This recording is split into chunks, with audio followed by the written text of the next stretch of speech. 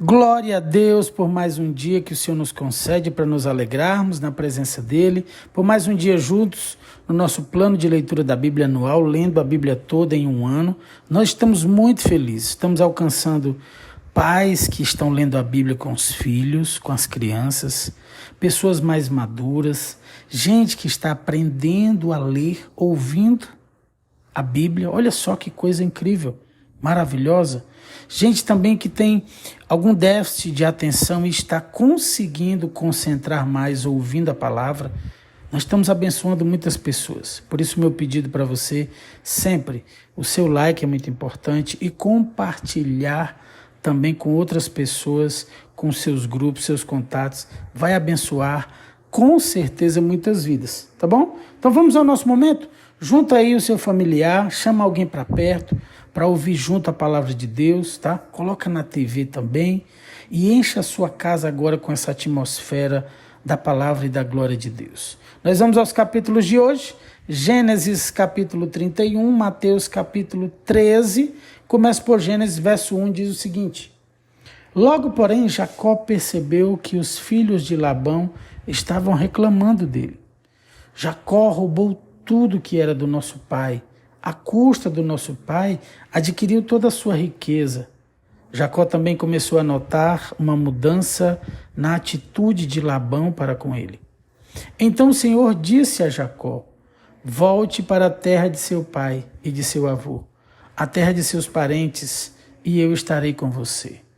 Jacó mandou chamar Raquel e Lia ao campo onde ele cuidava de seus rebanhos e disse a elas: Notei que seu pai mudou de atitude em relação a mim. O Deus de meu pai, porém, tem estado comigo. Vocês sabem como tenho trabalhado arduamente a serviço de seu pai. Contudo, ele me enganou e mudou meu salário 10 vezes. Mas Deus não permitiu que ele me prejudicasse. Se ele dizia: os salpicados serão o seu salário, o rebanho começava a dar crias salpicadas. E quando mudava de ideia e dizia: os listrados serão o seu salário, então o rebanho inteiro dava crias listradas.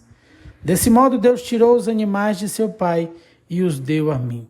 Certa vez, na época do acasalamento, tive um sonho e vi que os bodes se acasalavam com as cabras, eram listrados, salpicados e malhados.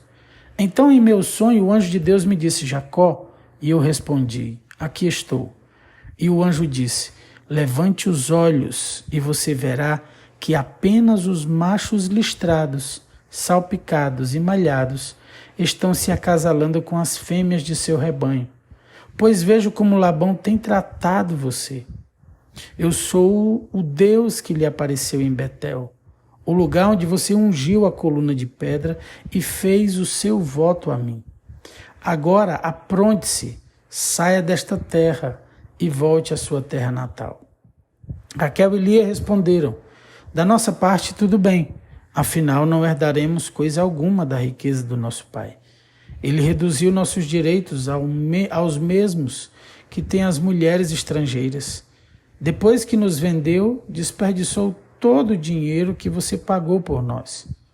Toda a riqueza que Deus tirou de nosso pai e deu a você é por direito nossa e de nossos filhos. Por isso faça o que Deus ordenou. Então Jacó montou suas mulheres e seus filhos em camelos e conduziu adiante todos os seus rebanhos. Juntou todos os bens que havia adquirido em Padã-Arã e partiu para a terra de Canaã, onde vivia Isaque, seu pai. Quando partiram, Labão estava num lugar afastado, tosqueando suas ovelhas. Raquel roubou os ídolos da casa que pertenciam a seu pai e os levou consigo. Assim, Jacó enganou Labão, o arameu, partindo sem avisá-lo de que iam embora. Jacó levou todos os seus bens e atravessou o rio Eufrates, rumo à região montanhosa de Gileade. 3 dias depois, Labão foi informado de que Jacó havia fugido. Reuniu um grupo de parentes e saiu em perseguição a Jacó. 7 dias depois o alcançou na região montanhosa de Gileade. Na noite anterior, porém, Deus havia aparecido em sonho a Labão, o arameu, e dito a ele: estou avisando, deixe Jacó em paz. Labão o alcançou enquanto Jacó estava acampado na região montanhosa de Gileade e armou seu acampamento ali perto. O que você fez? Perguntou Labão. Como ousou me enganar e levar minhas filhas embora, como se fossem prisioneiras de guerra?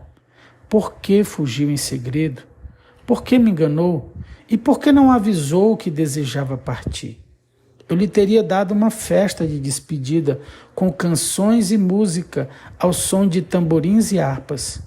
Por que não me deixou beijar minhas filhas e meus netos e me despedir deles? Você agiu de forma extremamente tola.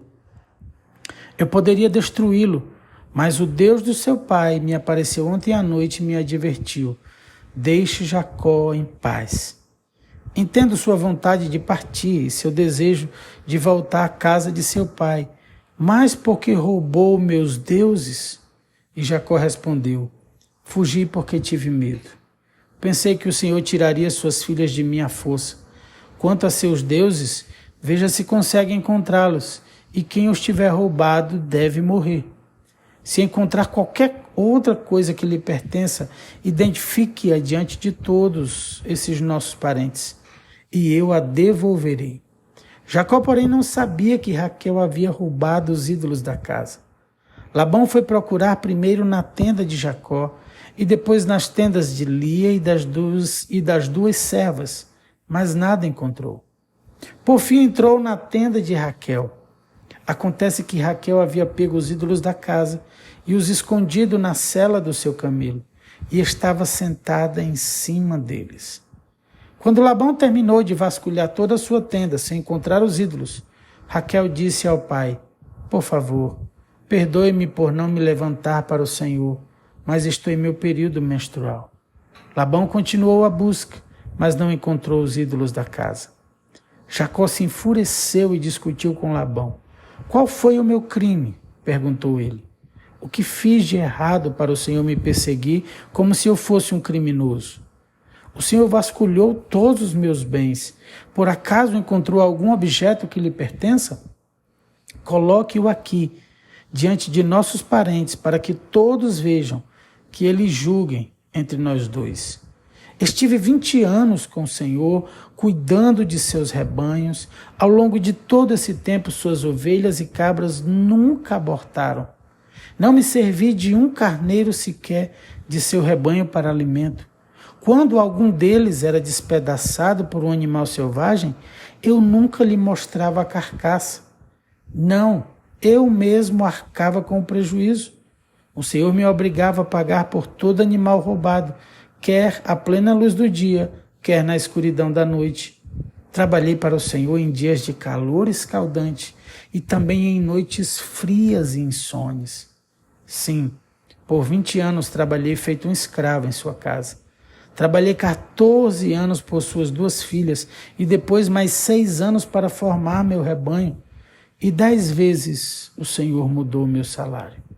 De fato, se o Deus de meu pai não estivesse comigo, o Deus de Abraão e o Deus temível de Isaque, o Senhor teria me mandado embora de mãos vazias. Mas Deus viu como fui maltratado, apesar de meu árduo trabalho. Por isso ele lhe apareceu na noite passada e o repreendeu. Labão respondeu a Jacó: essas mulheres são minhas filhas, as crianças são meus netos e os rebanhos são meus rebanhos. Na verdade, tudo que você vê é meu.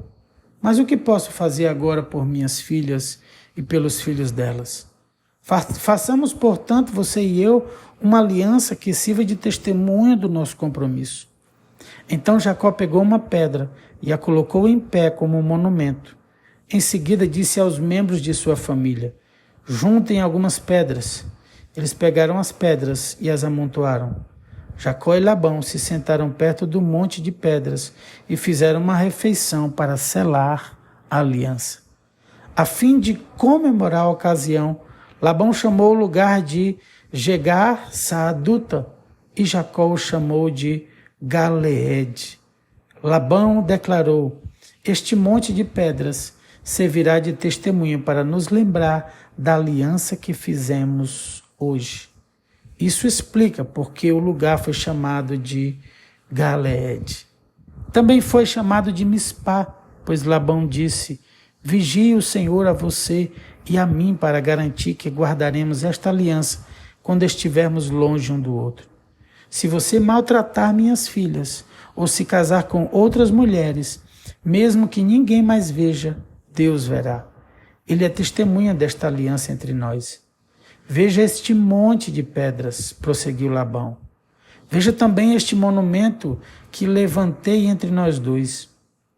Estão entre mim e você como testemunhas dos nossos votos.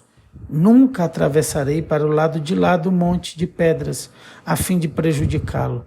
E você jamais deve atravessar para o lado de cá, a fim de prejudicar-me. Invoco o Deus dos nossos antepassados, o Deus do seu avô Abraão e o Deus do meu avô Naor, para que sirva de juiz entre nós.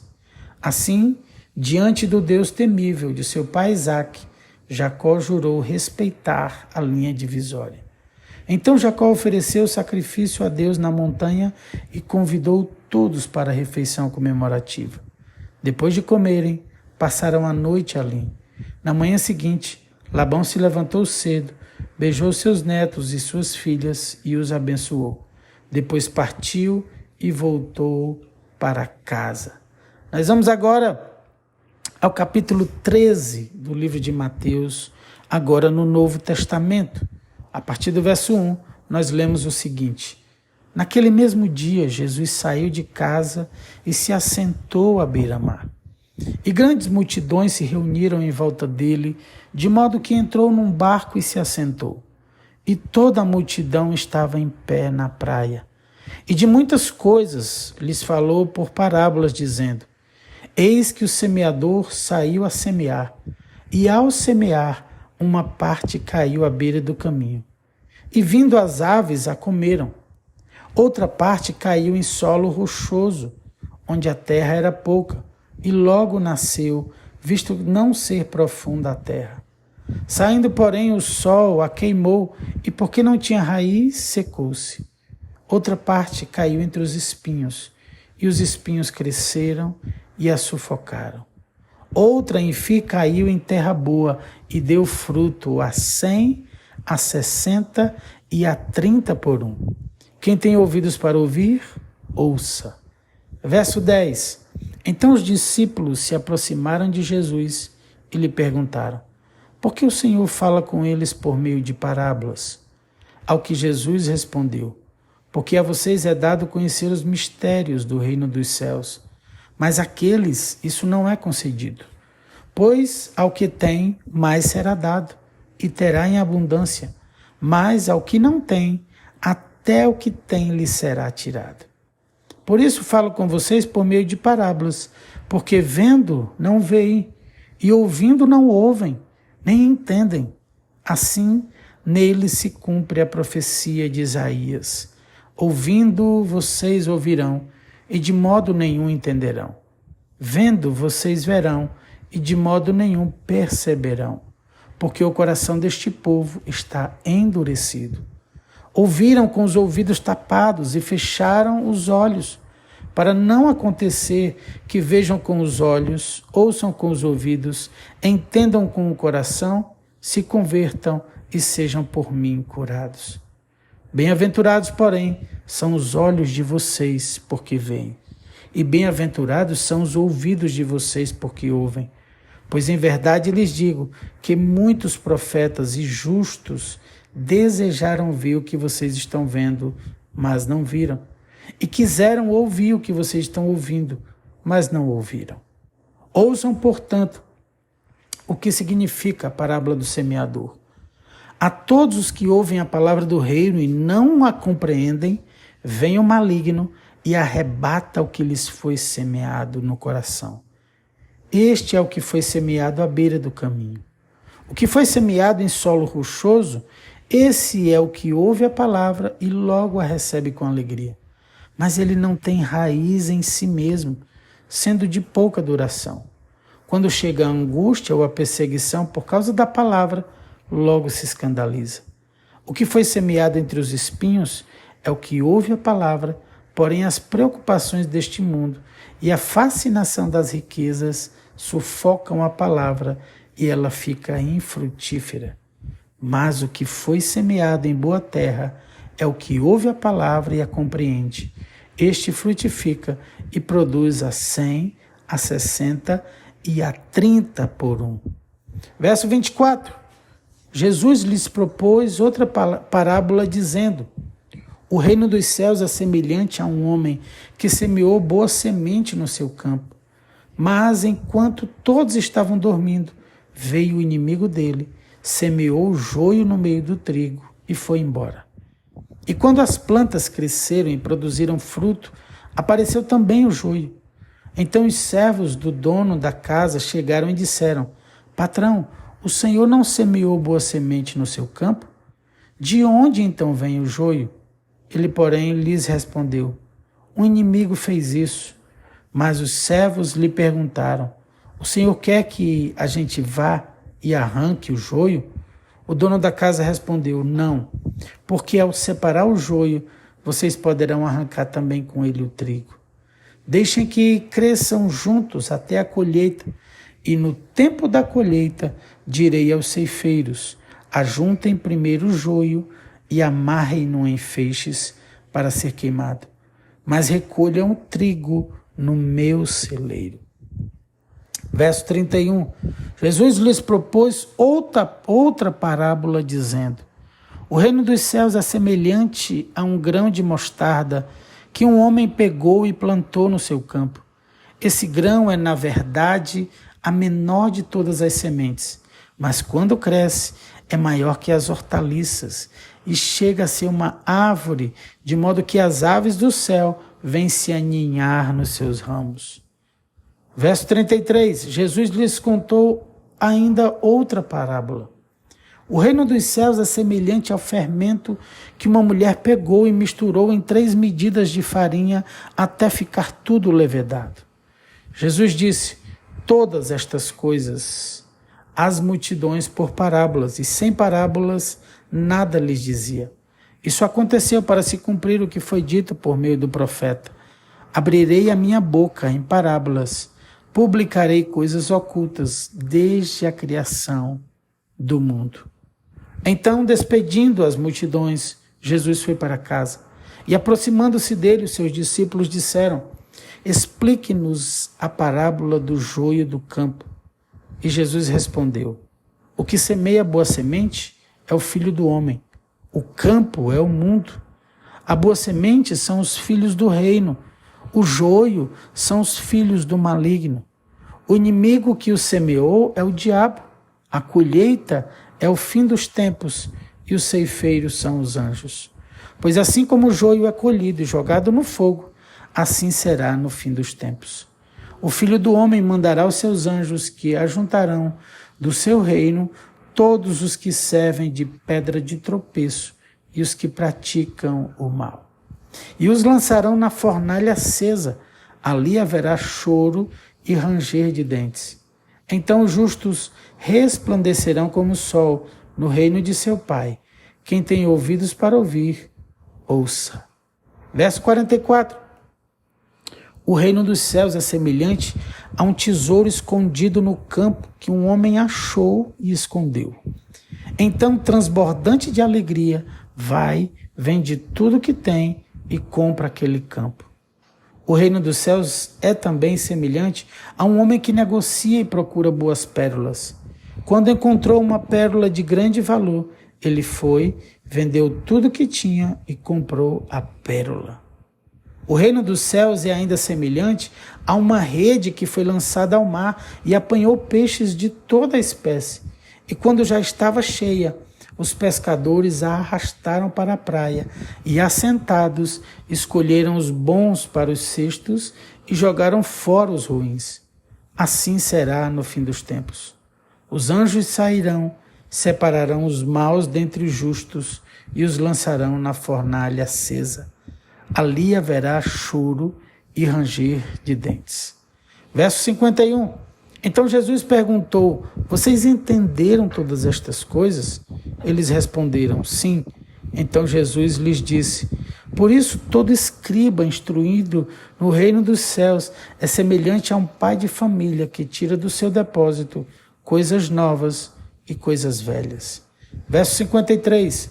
Quando Jesus acabou de contar essas parábolas, retirou-se dali e, chegando à sua terra, ensinava-os na sinagoga, de modo que se maravilhavam e diziam: de onde lhe vem esta sabedoria e estes poderes miraculosos?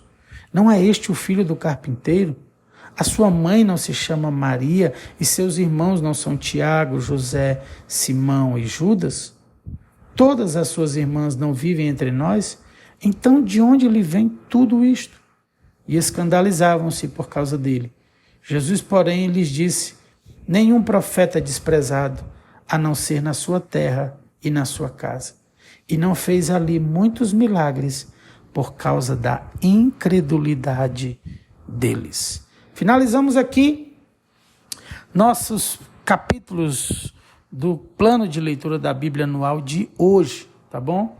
Em Gênesis, capítulo 31, e Mateus, capítulo 13. Quero orar por você antes de encerrarmos aqui o nosso dia na Bíblia, tá bom? Lendo as Escrituras.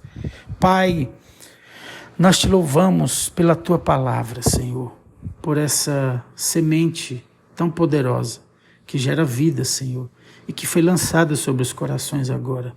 Deus, não permita que o inimigo roube a palavra que foi plantada nos corações nesse momento.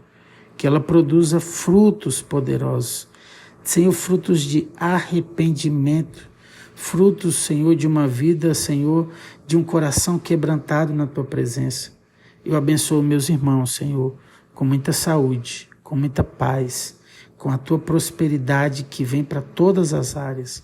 Senhor, com a tua bênção que despedaça toda maldição, toda prisão na mente, no coração, Senhor. Desfaz agora, Senhor, o engodo do inimigo. Retira, Senhor, as escamas dos olhos, a cegueira espiritual. Meu Deus, alinha essa mente, esse coração nesse momento. Abençoa essa família, esse casamento, esses filhos, esse lar. Repouse sobre eles o teu Espírito, Espírito da paz, o príncipe da paz, repouse sobre esta casa.